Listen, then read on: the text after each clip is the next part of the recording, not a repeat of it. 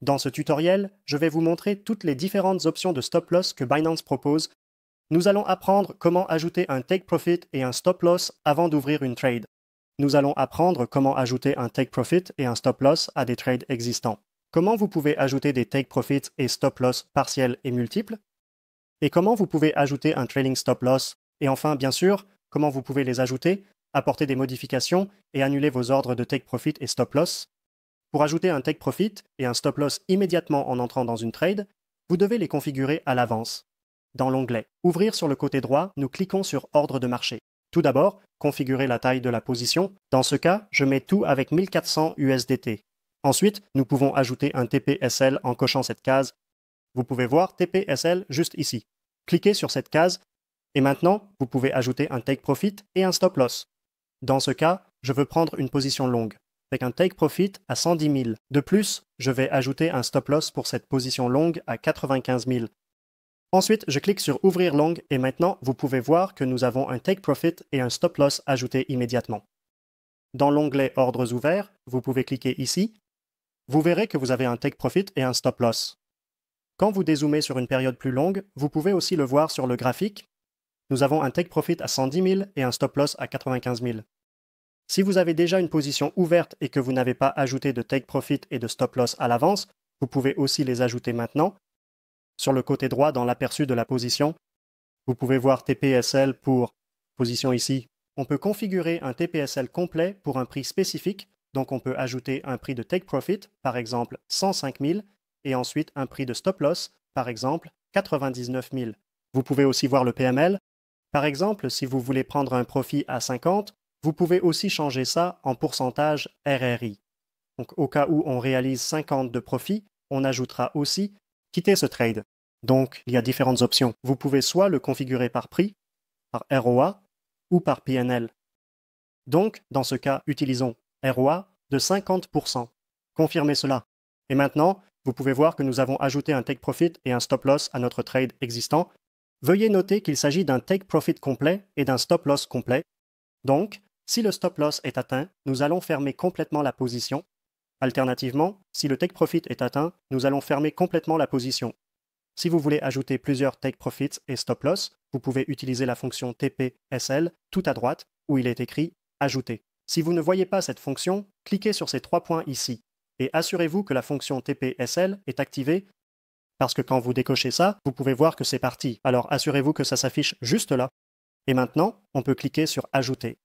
Et maintenant, tout d'abord, on peut configurer un take profit. Tout d'abord, on configure le prix à 110 000 $. Et ensuite, on peut configurer le montant en glissant ça ou en mettant le nombre exact. Dans ce cas, je veux prendre 50 de profit quand on atteint 110 000.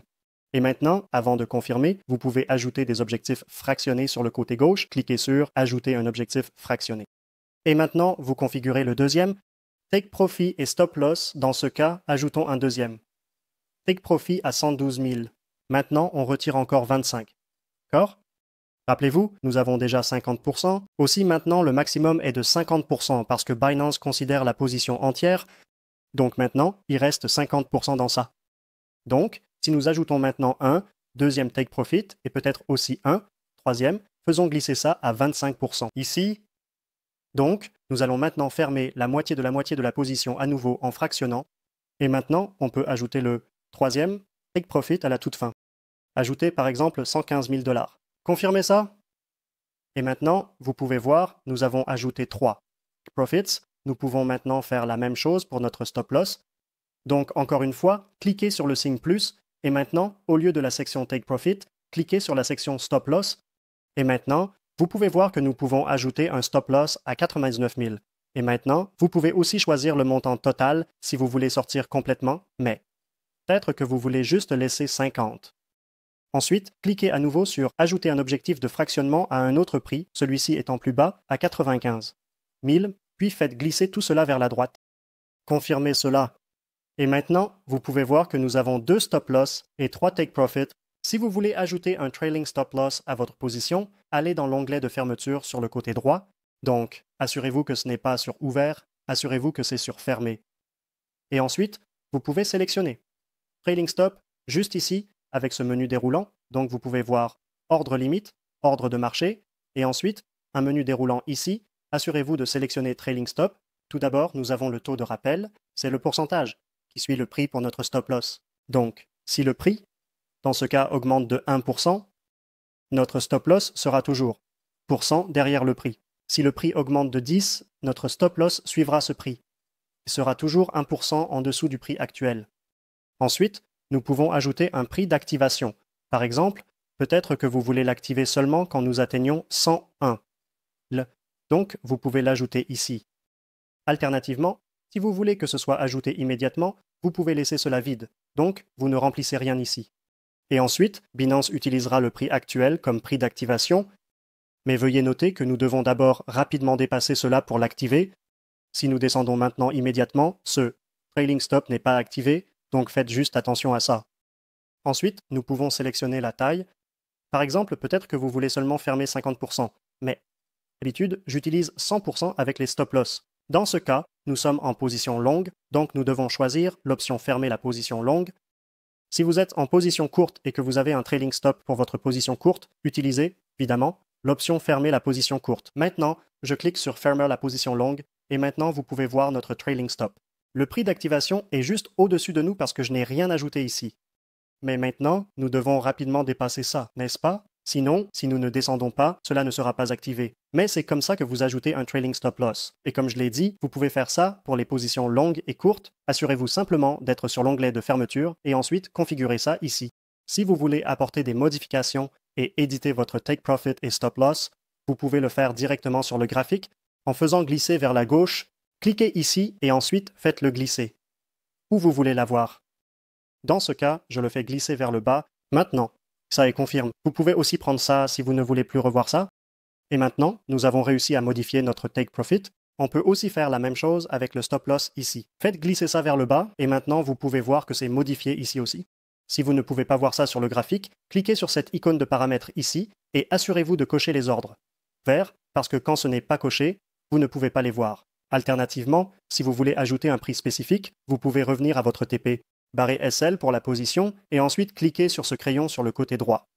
Et maintenant, vous pouvez ajouter un prix spécifique, par exemple 104 000 $ et 97 500. Donc ça vous donne un peu plus de précision. Confirme ça. Et maintenant, vous pouvez voir que le take profit et le stop loss ont été modifiés avec succès. Si vous voulez annuler complètement vos ordres de take profit et de stop loss, vous pouvez cliquer sur le X directement dans le graphique pour annuler ça. Encore une fois, si vous ne pouvez pas voir vos ordres sur le graphique, cliquez sur l'icône de paramètres au-dessus du graphique. Assurez-vous d'activer les ordres ouverts. Alternativement, vous pouvez aller à l'onglet Ordres ouverts à côté de Position. Ensuite, vous pouvez aussi cacher d'autres symboles au cas où vous avez plusieurs positions sur différents actifs. Ça rendra plus facile de trouver les ordres pour l'actif actuel, dans ce cas le Bitcoin. Maintenant, sur le côté droit, vous pouvez voir cette belle. Quand vous cliquez là-dessus, vous annulez l'ordre, et c'est comme ça que vous ajoutez un take profit et un stop loss sur Binance. Si vous voulez commencer à trader sur Binance, je vous recommande de cliquer sur le premier lien dans la description de la vidéo. Avec ce lien, vous allez activer une réduction de 10% sur les frais de trading, ce qui va vous faire économiser beaucoup d'argent si vous voulez trader sur Binance.